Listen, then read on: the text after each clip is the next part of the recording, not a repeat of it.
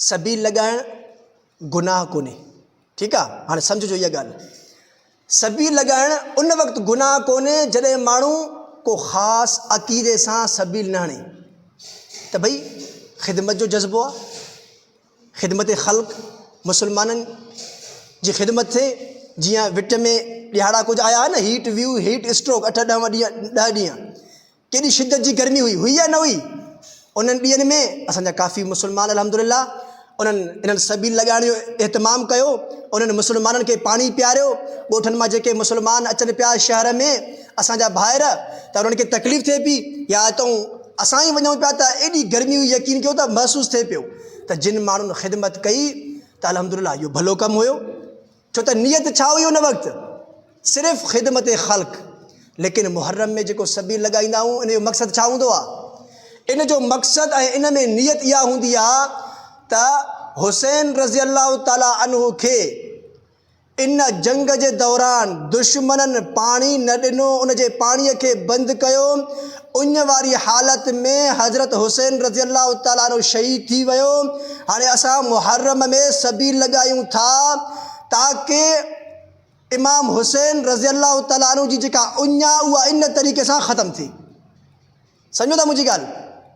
इन अक़ीदे जे बुनियाद ते सबील लॻाइण नाजाइज़ ऐं हराम आहे। छो? इमाम हुसैन रज़ी अल्लाह ताला अन्हु किथे आहे इन वक़्तु? आलम बरज़ख में आहे न, क़बर वारी ज़िंदगी आहे न। इहो थी नथो सघे तव्हां दुनिया में पंहिंजो को मरहूम आहे, इन नियत सां तव्हां कंहिंखे पाणी पियारियो त भई हे पाणी उनखे पहुचंदो, भई हे ग़रीब पाणी पीअंदो। हाणे हिन जी जीअं उञ ख़तमु थी वेंदी त मुंहिंजो जेको फ़लाणो मरहूम आहे क़बर में, उहो उन जी हालत में आहे, उन जी उञ ख़तमु थींदी। ईअं आहे? हो त आलम बरज़ख में आहे, क़बर वारी ज़िंदगी आहे। अगरि को ग़ैर मुस्लिम आहे, काफ़िर आहे, उन जे लाइ तव्हां केॾो बि सदको ऐं ख़ैरात कयो, अगरि कुफ़र वारी हालत में उहो मरी वियो आहे, उन जे लाइ त का गुंजाइश ई कोन्हे, उनखे त सवाब बि न पहुचंदो। अगरि हिकिड़ो को मुसलमान आहे, वफ़ात करे वियो आहे, अगरि उन जी नियत सां तव्हां का बि शइ, पाणी सदको कयो था, शरबत सदको कयो था, या कंहिंखे खाधो ख़ुराक खारायो था, इन नियत सां त हिनखे उनजो सवाब पहुचे, त इन जी गुंजाइश आहे। उन मरहूम खे क़बर जे अंदरि सवाब पहुचंदो।